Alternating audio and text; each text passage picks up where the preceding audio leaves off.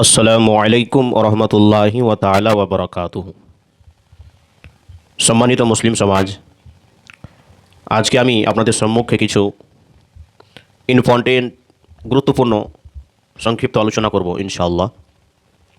তার পূর্বে আসুন আমার নবী সরওয়ারে কাউনাইন ফখরে মওজুদাত সুলতানে মদিনা রাহত ও কলবসিনা হুজুর শাফি ইয়াউমিন নুসুর সাল্লাল্লাহু তাআলা আলাইহি ওয়াসাল্লামের নুরুন আলা নূর বাণী হলো যে তোমরা আমার উপরে দুরুদ পাঠ করে নিজের মজলিসগুলিকে, নিজের সভাগুলিকে সাজাও। কেননা তোমাদের এই দুরুদ পড়া, তোমাদের এই দুরুদ পাঠ করা তোমাদের জন্য কাল কিয়ামতের দিনে নূর হবে। তাই আমরা আসুন একবার সকলে মিলে পড়ে নিই, আল্লাহুম্মা সাল্লি আলা সাইয়্যিদিনা শাফিঈনা মাওলানা মুহাম্মদ কামা তুহিব্বু ওয়া তারদা আন তুসাল্লি আলাইহি। আল্লাহ পাক কোরআনের মধ্যে ঘোষণা করেন, ফাসল্লি লিরাব্বিকা ওয়ানহার, তোমরা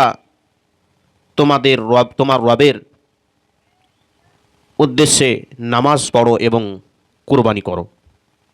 সম্মানিত মুসলিম সমাজ, আল্লাহ পাক পরিষ্কারভাবে ক্লিয়ারভাবে জানিয়ে দিলেন যে তোমরা নামাজ পড়ো এবং নিজের রবের উদ্দেশ্যে কুরবানি করো। আমাদের সামনে কুরবানি,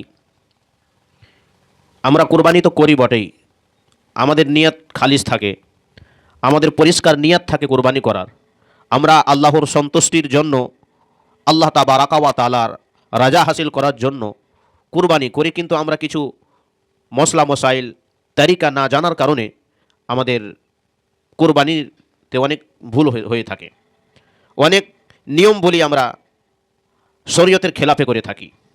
যেমন কুরবানির জানোয়ার, কুরবানির যেটা পশু, সেটাকে জবা করানোর পরে, ছুরি চালানোর পরে তার গলায় হুলকুম দেওয়া হয়।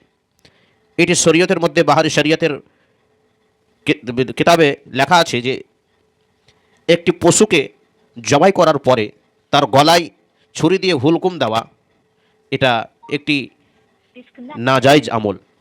এটি একটি নাজায়েজ আমল, না পছন্দিদা আমল। কেন? যে সে পশুকে আল্লাহর জন্য আমরা জবাই করছি, আর সেই পশুকে জবাই করার পরেও তাকে আবার হুলকুম দিয়ে কষ্ট দিচ্ছি। তো আশা করি আমরা, সম্মানিত মুসলিম সমাজ, সেই পশুকে আমরা যখন জবাই করব তো হুলকুম দেব না, শুধু জবাই করে দেবো, ছেড়ে দেবো। যখন ঠান্ডা হয়ে যাবে তখন তার পাও কাটবেন এবং পশুকে সুন্দরভাবে যেভাবে বানাতে হয় সেইভাবে আপনারা নিয়ম অনুযায়ী আপনারা সেটাকে করবেন। আসসালামু আলাইকুম ওরহমতুল্লাহি ওয়া বারাকাতুহু। আশা করি আমার এই সংক্ষিপ্ত কথাকে আপনারা বুঝতে পেরেছেন।